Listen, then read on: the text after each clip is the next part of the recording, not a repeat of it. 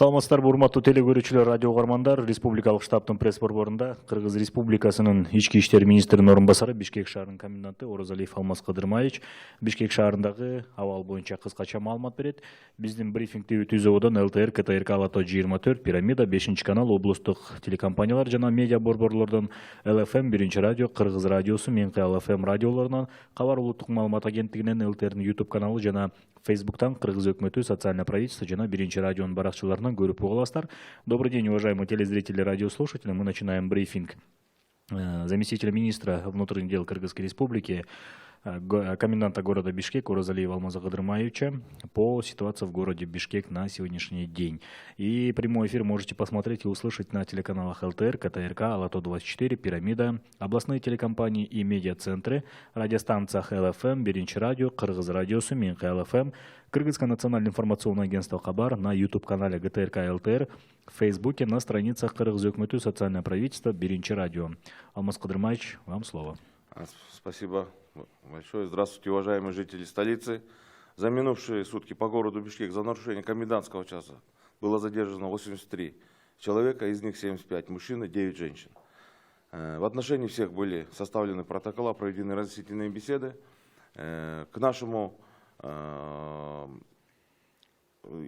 имеется тенденция к уменьшению, значит, задержанных лиц. Мы, честно говоря, вот мы вместе с вами, уважаемые горожане, мы, значит, идем на снижение задержанных. Как вы все знаете, была запущена электронная система выдачи пропусков. За минувшие сутки поступило 1468 обращений, одобрено 72. Хочу сказать, что за последние 2 дня поступило у нас более 11 тысяч обращений. К сожалению, отдельные граждане в нарушении законодательства занимаются подделкой пропусков. На сегодня выявлено 26 фактов использования подложных пропусков. Все эти факты зарегистрированы в единый реестр преступлений и проступков по статье 359 Уголовного кодекса Кыргызской Республики. И по ним начато досудебное производство.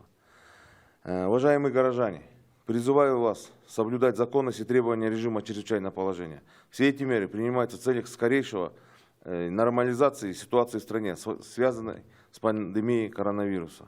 На сегодня продолжаются работы по дезинфекции улиц города Бишкек, и карантинная зона расширилась, а именно в южном направлении, по улице Токомбаева, Южная магистраль, в северном направлении до Бычака, в восточном направлении до улицы Чолпанатинская, в западном направлении до улицы Садырбаева, бывшая Баха. Новая часть будет закрыта для прохода граждан и проезда авто. Однако и ранее перекрытые части будут закрыты, так как будут проводиться дальнейшие работы по дезинфекции. Еще раз хотел бы отметить, что идет окончание инкубационного периода у тех лиц, которые контактировали с заболевшими коронавирусной инфекцией. Убедительная просьба, без острой необходимости не выходите из дома в целях вашей же безопасности и безопасности ваших родных и близких. Спасибо за внимание. Спасибо, Алмаз Кыдырмаевич. Уважаемые радиослушатели, телезрители, этот был брифинг заместителя министра внутренних дел Кыргызской Республики, коменданта города Бишкек Оразалиева Алмаза Кыдырмаевича.